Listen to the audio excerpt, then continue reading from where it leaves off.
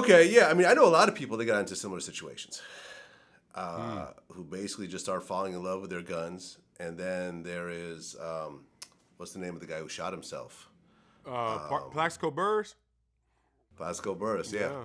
Who is, messed up his whole career over shooting himself in the leg with a gun that wasn't legal for where he was at the time. And there was another player who just, I think got sentenced to 3.5 years, right? For gun charges? Hold on a second.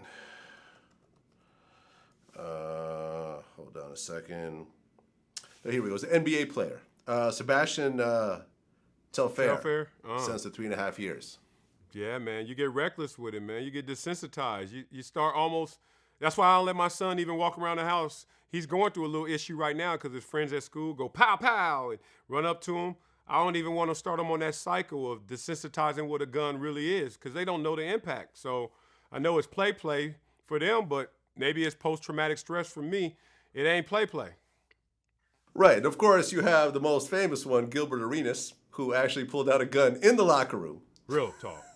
I mean, insane. Like, I've seen a lot of guys lose a lot of money in the locker room on the team playing cards. I saw one cat almost lose $200,000. But damn, like you get to the point where you're just so nonchalant with a weapon that could take someone's life. And we know how it spirals out of control, these kids right now. A lot of them are desensitized to the effects.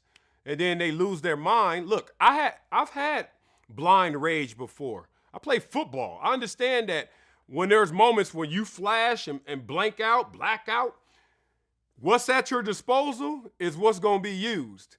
That's why I'm like, man, y'all better be careful with these and distance yourself as much as possible because there's no coming back from it. It's just craziness.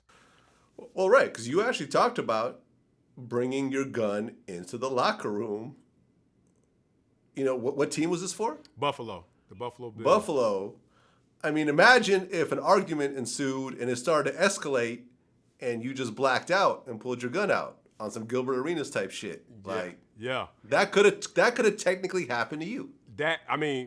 Me personally, the 0.00001% of me, maybe, but I'm not a fighter like that. I thought I really was bringing it in just to store it between.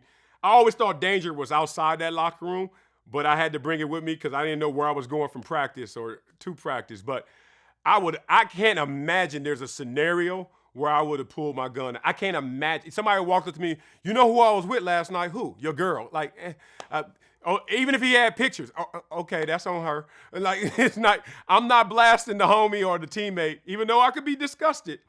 I could be mad, but I don't think I could go that far. But look, not all of us are in the same mindset. And some people are acting out through that weapon how tough they're not. I mean, I know that. That's what's crazy about all this, man. There's so much fake smoke out there right now because what happened in our world is that people who aren't qualified wanted to play the game. People who ain't really about it wanted to get in. So we started with participation trophies. Just like, as long as you show up, you're down, you're in.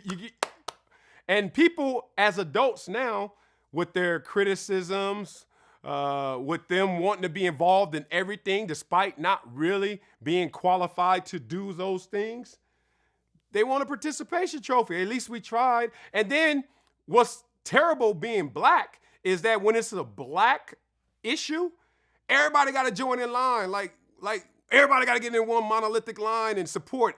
And how dare you criticize that? Everything needs to be built upon. Everything needs to be layered and sophisticated and nuanced. But we're not supposed to go and exchange these ideas. And I exchange them without the emotion. I bring levity to it, typically.